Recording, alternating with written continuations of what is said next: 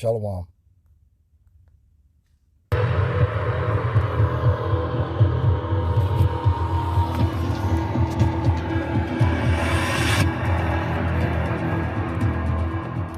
When the first balloon came across and everyone heard about it, we were clawing for information, and DOD, Pentagon was not forthcoming.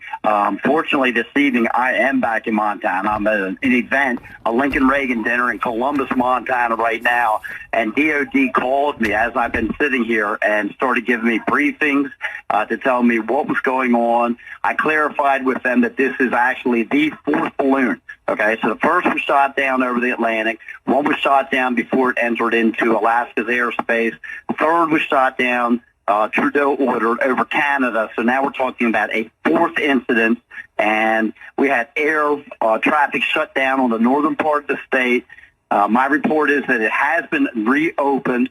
DOD told me that they are going to be tracking the object. They can't even say exactly what it is. They're going to track the object until it gets light again. They don't have the ability to put any more eyes on it with aircraft until it's light again. Congressman, where is the object? Where is the object? Do they know where the object? I know you say they're tracking it, yeah, but where is it right now?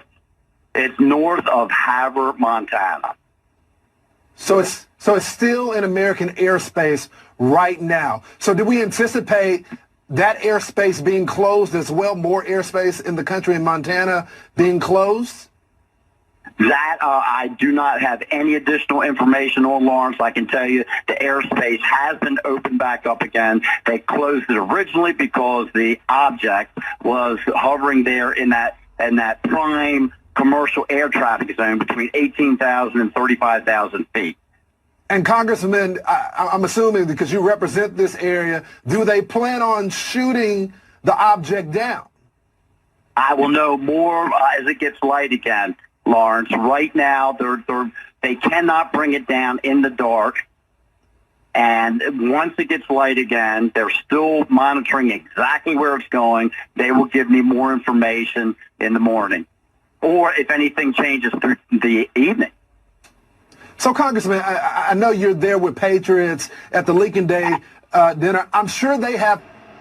Shalom, Kahala Yahweh, Bashim Yashai, Bashim Rakwadash. Double honors my teachers, the apostles and elders of Great Millstone. Peace and mercy to the elect with the house of David reborn again in this generation. And shalom to the 130 YASHAYAH-LA, who today were known as the Negroes, Latinos, and Native Americans, who before losing our true heritage, we were known as, and still are, the true Hebrew Israelites of the Holy Bible.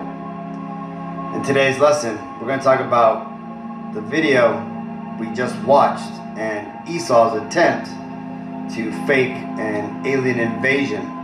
That, or have an excuse to bring forward before unknown technology. But I'm guessing it's the former, where he's going to try to claim that these are chariots of the Lord, but we're going to get into how these are not, and I'm going to show you proof. This is Ecclesiasticus 12:10. Never trust thine enemy, for like as iron rusteth, so is his wickedness. And that's Esau right there for you, man. This is talking about these Edomites primarily, because that is who our main enemy is, right? When I say our, I'm talking about us Negro, Latino, and Native Americans, the Israelites. You see, contrary to popular belief, we in fact do have enemies, right? Now, I'm not saying, you may have your couple of, so-called white friends, your John Todds and whatever it is. But the point being is that as a race, the nation of Edom, the Caucasian race, is adverse to the Negro, Latino, and Native Americans, okay? There's spiritual enmity between us where we will just not mix, okay? And this is by design, right? The Lord decreed this spiritual separation that would divide us, right? From the Garden of Eden, when the Lord said that he would put enmity between the seed of the woman, that being Israel, and the seed of the serpent, that being these Edomites, okay? Now, as it tells you here, right, to never trust our enemies. And pretty much just made it clear who are the enemies of Israel. That would be all the other nations, but primarily the Edomite nation, okay? The people who are perpetrating this, I guess you call it, false flag, okay? And we're going to go ahead and watch this video. And before we get into this video, let me tell you about this lady. Now, this lady, she basically was the assistant of Wernher von Braun. Now, he was the Nazi scientist who built rockets for Hitler, who was basically brought over here to America to continue his Nazi research by the American Nazis. We call them today the, globalists, right? Or basically the liberals. You know, there's even conservative Nazis, but basically for the most part, the Edomite elitist, right? Because that's really who the Nazis were. They were simply just Edom without so many veils upon their facade, right? They basically, came out and showed the world what they were about. Well, Wernher von Braun, the Nazi scientist who was brought over here during the Project Paperclip, which was orchestrated by the CIA to pluck and cherry pick the best scientists from the Nazi regime. Well, he came over here and built the NASA space program, right? Which really is just the Nazi space program, but retooled to be for the American nation, right? The new Nazi headquarters, I guess you could say. Well, that being said, this woman here was Wernher von Braun's assistant for the last 4 years of his life, right? And she's going to let us know what Wernher von Braun told her, and pay attention to the last, puzzle piece that's going to fall into place, what she says that it is. The corporate manager of Fairchild Industries in 1974 through 77, I met the late Dr. Wernher von Braun in early 74. At that time, von Braun was dying of cancer, but he assured me that he would live a few more years in order to tell me about the game that was being played. That game being the effort to weaponize space, to control the Earth from space and space itself. Von Braun's purpose in life during the last years of his life, his dying years, was to educate the public and decision makers about why space-based weapons are a dumb, dangerous, destabilizing, too costly, unnecessary, unworkable, undesirable idea.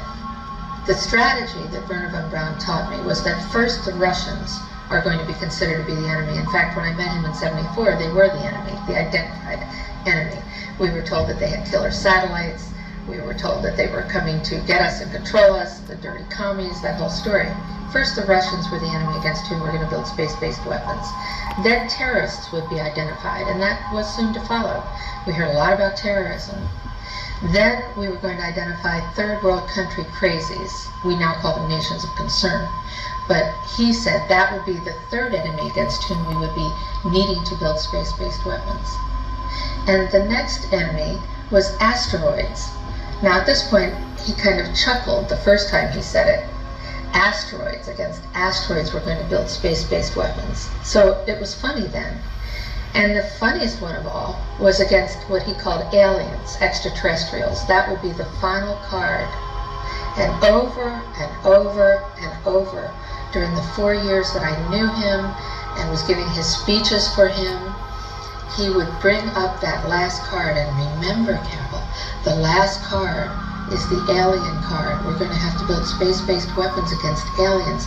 And all of it, he said, is a lie. He didn't.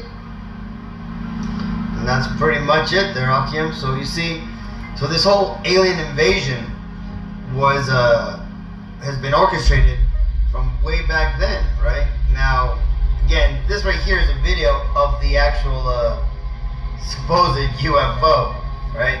And again, if you have seen these videos of what chariots actually look like, this is not it, right? Chariots do not look like floating, metallic balloons, right? No, on the contrary, they look like globes of light. And these globes of light are basically faster than anything that can be produced here on Earth, right? They can maneuver in ways where they could, dodge bullets bullets. We've seen videos like that. In fact, I'll go ahead and interlay it in post. But this thing here, this is just hovering there, right? It's simply has some sort of anti-gravitational technology, right? Which is pretty impressive in itself. But again, it's not. It may even simply be a drone with a supposed UFO, skin around it. But the point being is that this is not a chariot of the Lord.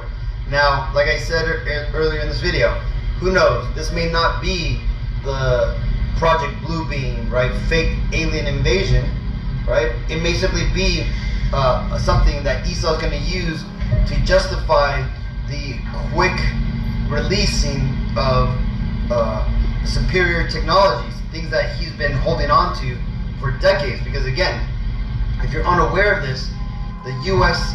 government and ultimately the elites of the world, they're about 40 to 100 years, more advanced in technology than the rest of society, and that is on purpose. See, they purposely keep certain technologies from reaching the public sphere, right?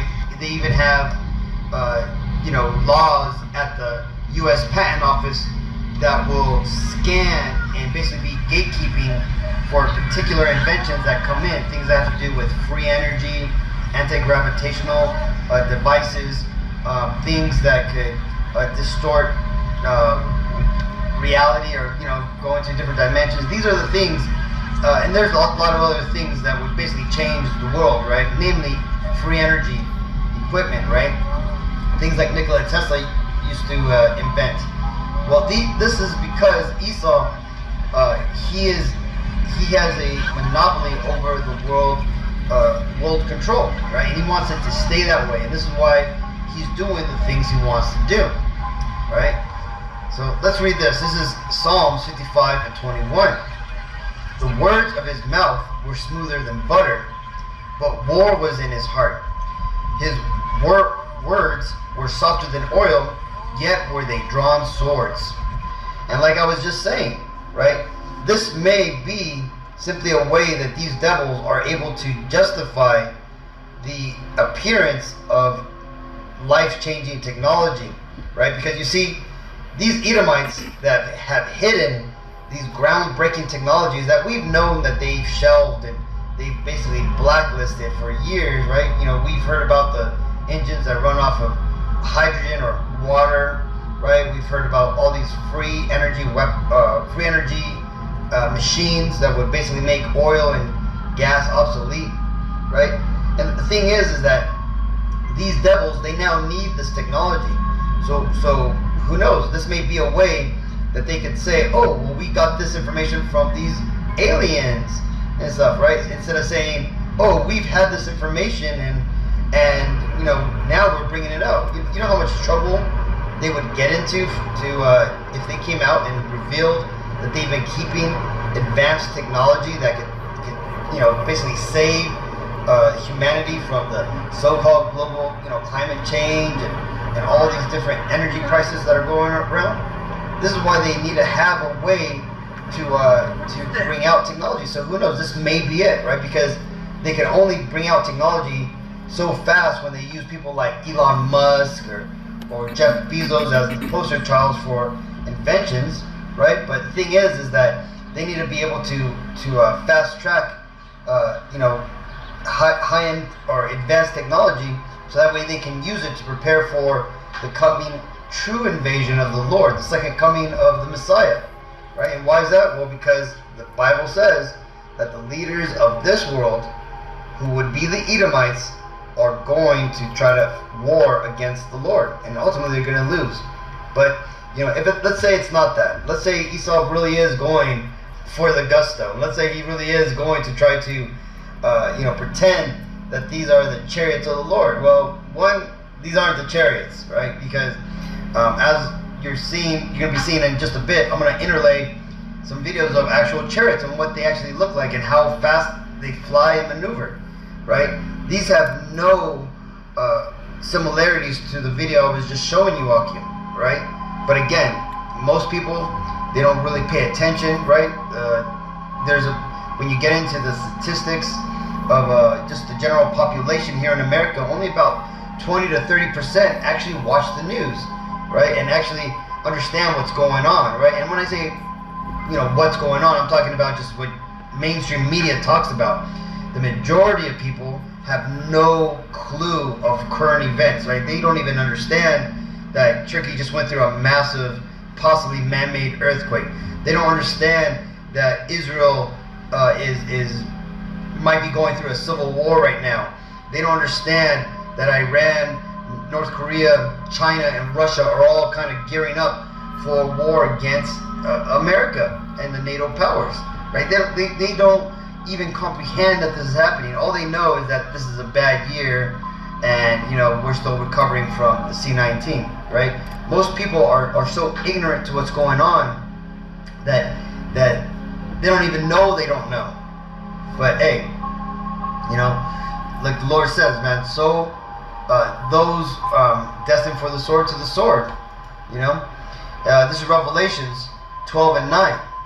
And the great dragon was cast out, that old serpent called the devil and Satan, which deceiveth the whole world.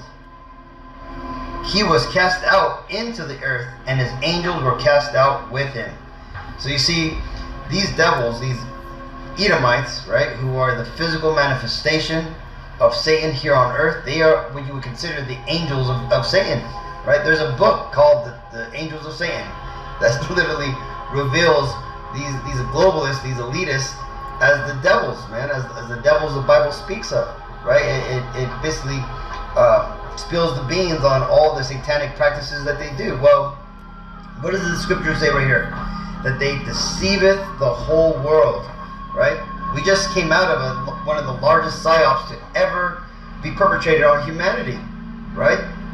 And the thing is it's only going to continue to get worse, right? We're going to go into the next phase of hysteria, right? Because again, and this is the first time this has happened, right? If you go back before World War II, after Pearl Harbor was attacked by the Japanese, you had what was known as the Battle of Los Angeles, where basically supposed U.F.O.s showed up over Los Angeles, right? But who knows? That may have been Esau, flying weather balloons or flying, something to make it look like we may have been under attack, or it may have been the Japanese coming back for seconds, right? But ultimately, after that, that's when the President of America declared war on Japan.